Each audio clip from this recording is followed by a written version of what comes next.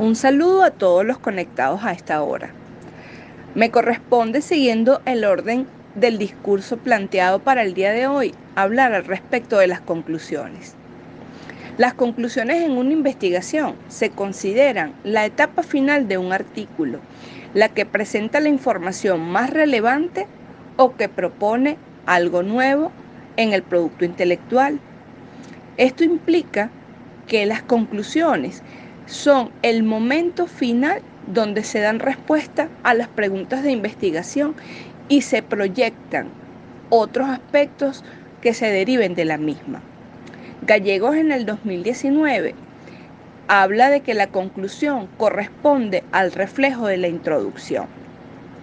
Si pensamos en la metáfora que la doctora Rosa Belén nos compartía en sesiones anteriores, vemos que cuando ella se refería al nudo final, al amarre final, corresponde a este momento de la investigación. Y se decía en aquel momento que el inicio era todos esos planteamientos iniciales que debían estar expresados y que deben estar en perfecta correspondencia en ese último amarre final. Por eso, si estás escribiendo o tienes pensado escribir un ensayo o un informe o algún documento donde estás reflejando un proceso de investigación y quieres darle el cierre a tu texto, a partir de este momento podrás tener a tu alcance algunas herramientas teóricas y prácticas para que puedas tener las directrices principales para elaborar la conclusión de tu estudio. Comencemos. Lo primero que tienes que considerar es que la conclusión es la directa relación con algo que se admitió, se propuso o se evidenció en la introducción del trabajo que tú estás presentando, en este caso tu artículo científico. Así pues, la conclusión reitera o defiende lo que se abordó en el trabajo, bien sea el caso de un artículo de revisión o de un artículo de investigación, porque da respuesta a las preguntas iniciales y revisa el cumplimiento de los objetivos presentados a la luz de lo que se ha elaborado en el desarrollo de tu proceso de investigación.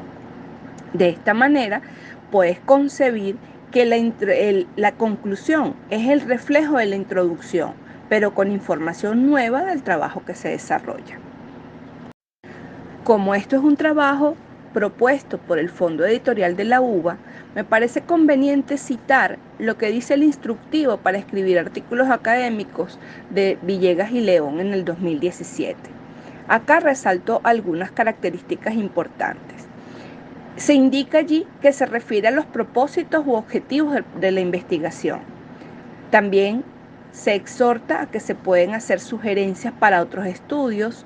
Implica mostrar la proyección de la investigación en su contexto o en contextos de otras disciplinas, y también exhorta a la inclusión de recomendaciones. Entonces, ¿cómo elaborar una conclusión? Bueno, debido a que la conclusión y la introducción actúan como un espejo, es decir, que la primera corresponde al reflejo de la segunda, el contenido de la conclusión estará regido por lo propuesto en la introducción. De este modo, si en la introducción se propone una tesis, en la conclusión se deberá retomar y confirmar. Si se presentan temas o los objetivos, en la conclusión se deberá verificar el cumplimiento o no de estos. También en la conclusión se suelen presentar posibles áreas débiles de la argumentación, la explicación o el modelo teórico revisado, bien sea el caso. Para confirmar lo que estamos relatando, podemos resaltar algunas características que tienen las conclusiones. Ella responde a los objetivos o propósitos de la investigación. Propone de una forma de vínculo lógico entre las preguntas de investigación. Resalta los aportes de la investigación y proyecta a modo de recomendación para otras investigaciones. Antes de pasar a la práctica, quisiera que revisáramos un poco el planteamiento de Gallegos al respecto de tres partes que ella atribuye deben constituirse dentro de lo que es un proceso conclusivo en el reporte de una investigación. Primero ya indica que se trata de la síntesis como parte inicial, donde se ofrece una visión conjunta de lo que se ha desarrollado. De este modo, la evaluación que se realiza en la conclusión será lógica, basada en lo expuesto anteriormente en el trabajo. Y entonces, ¿cómo constituir eso ahora o una orientación clara para constituir tu conclusión? Bueno, se recomienda volver a leer el trabajo, marcar cuáles son las ideas relevantes que necesitan ser sintetizadas, y esas ideas centrales deben corresponder a las ideas tópicos a desarrollar en cada párrafo. La misma autora indica que en la conclusión se retoma aspectos importantes y novedosos del trabajo, constituidos desde lo que es la deducción lógica del cuerpo del texto. Así pues, en esta etapa puedes evaluar el cumplimiento o no de lo propuesto en la introducción, ya sean los objetivos, preguntas de investigación, entre otros apartados. En el caso de que no se logren los resultados esperados, deberás proponer una posible respuesta que explique lo que sucedió, a las falencias de la argumentación o al modelo teórico revisado. Eso implica un gran compromiso ético por parte del investigador que reporta. Y ahora, veámoslo desde el punto de vista pragmático. ¿Cómo logramos esto? Bueno, se recomienda volver a leer la introducción de manera de asegurarte que lo que escribes se corresponde con ese apartado inicial. También es necesario que vayas al momento de destacar la información nueva que se propone en el texto, que no equivale a las mismas afirmaciones hechas en el cuerpo del trabajo, sino más bien de una forma resumida donde se resalta cuál es ese aporte fundamental. Porque es muy importante, no debes volver a mencionar lo que dijiste de la misma forma. Se trata de presentar lo mismo, pero de una forma novedosa y sintética. Finalmente, dentro de ese cuerpo de la conclusión, debes considerar la proyección conforme a los resultados o la evaluación final que promueve el texto. Cuando hablamos de la proyección, se trata de vincular en el tema desarrollado unos nuevos desafíos. Estos pueden ser relacionados con otras disciplinas u otras temáticas, por lo que al momento de proyectar esta investigación debes considerar todas esas posibles aristas que puedan derivarse de esta investigación propuesta. Y ahora vamos a la práctica. ¿Qué debes hacer para pensar en incluir en tu conclusión esta proyección? Bueno, lo importante en primer momento es seguir realizando estudios con base a esa perspectiva propuesta para legitimar ese planteamiento final. Plantear inclusive nuevos estudios que puedan surgir o que se puedan abordar a partir de ese texto, dando cuenta de que lo que tú estás aportando tiene una profundidad en el análisis. Y además de eso, también se recomienda explicitar las limitaciones del trabajo. De ese modo, podrás expandir los posibles alcances que tenga el trabajo, superándose en otras investigaciones a futuro. Ahora vayamos a la práctica.